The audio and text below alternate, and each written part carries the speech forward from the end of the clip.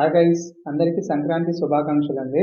ఈరోజు మనం Naa Saami Ranga movie review చేద్దాము. యాక్ట్ చేసిన వారు నాగార్జున, అల్లా నరేష్, రాజ్ తరుణ్, ఇంకా హీరోయిన్గా ఆషిక్ రంగనాథన్, ఇంకా ప్రముఖ సంగీత దర్శకుడైన కీరవాణి గారు ఈ సినిమాకి సంగీతాన్ని సమకూర్చారు. ఇక ఈ మూవీ యొక్క ప్లస్ పాయింట్ చూసినట్టయితే ప్రొడక్షన్ వాల్యూ ఉందండి. డైరెక్షన్ చాలా బాగుంది. ఇక మ్యూజిక్ అంటే కీరవాణి గారు యాజ్ యూజువల్గానే ఆయన చేసిన అన్ని సినిమాల్లోనే మ్యూజిక్ బాగుంటుంది. ఈ సినిమా కూడా చాలా చక్కగా చేశారు మ్యూజిక్ అనేది. ఇది కథ విషయానికి వస్తే ఈ కథ ఏమి కొత్తదేమీ కాదండి. ఆడి మలయాళంలో సూపర్ హిట్ అయిన కథేనండి.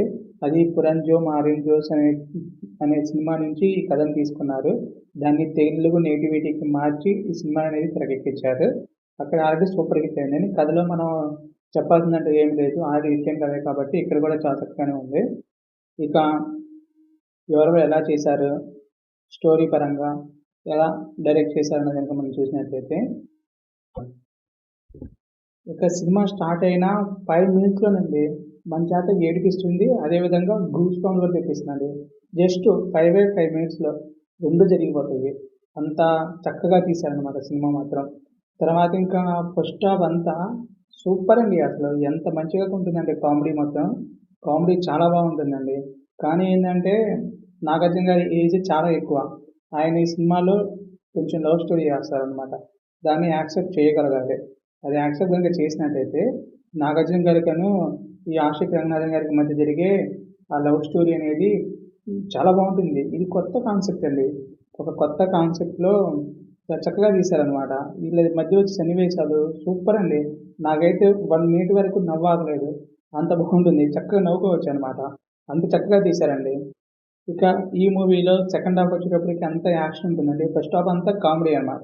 అసలు కామెడీ సూపర్ అండి. ఫస్ట్ హాఫ్ అంతా కామెడీ, సెకండ్ హాఫ్ వచ్చేటప్పటికి ఫుల్ యాక్షన్ అండి. సెకండ్ హాఫ్ అంతా ఫుల్ యాక్షనే ఉంటుంది. ఇక ఈ మూవీ మొత్తంలో సంక్రాంతి ఉంటుందండి. ఈ year Sankranti, next year Sankranti, previous year Sankranti, ఈ మూడే. ఈ సినిమా మొత్తంలో సంక్రాంతి ఉంటుంది. ఈ సంక్రాంతి పండుగ కాబట్టి ఈ సినిమాకి వెళ్తే ఆ సినిమాలో కూడా సంక్రాంతి పండుగ ఉంటుంది. సినిమా మొత్తం అదే. సినిమా అయితే చాలా చక్కగా తీశారండి. కీరవాణి మ్యూజిక్ కూడా చాలా చాలా బాగా తీశారు. సాంగ్స్ కూడా సిచ్యువేషన్ తగ్గట్టుగా సాంగ్స్ వస్తాయండి. అవి చాలా బాగుంటాయి. అంటే బాగా క్లిక్ అవ్వలేదు కానీ పాటలు బాగానే ఉంటాయండి. ఇదండి ఈ సినిమా యొక్క రివ్యూ. ఇక ఈ సినిమాలో మైనస్ గురించి చెప్పాలంటే నాకైతే ఏమనిపించలేదండి ఈ సినిమాలో మైనస్లు. ఎందుకంటే ఈ సినిమాలో కథ గురించి చెప్పాలంటే ఈ కథ ఆడి మలయాళంలో సూపర్ హిట్ అయింది. నెక్స్ట్ మ్యూజిక్, కీరవాణి గారి మ్యూజిక్ అది చాలా చక్కగా ఉంటుంది. వాటిని మనం క్వశ్చన్ చేయడానికి ఉండదు. నెక్స్ట్ ప్రొడక్షను, డైరెక్షను వీటిని నాగార్జున గారు చాలా చక్కగా చూసుకుంటారు. ఎందుకంటే ఆయన సినిమా కాబట్టి. ఇందులో మైనస్ అంటే ఒకటేనండి. ఇప్పుడు జనాలందరూ సలార్లు, బాహుబలి సినిమాలు చూసేటప్పటికి జనాలంతా అదే ఎక్స్పెక్టేషన్లో ఉంటున్నారనమాట. ఇదేమీ అలాంటి సినిమా కాదు. ఒక విలేజ్లో సాగే ఒక డ్రామా అనమాట.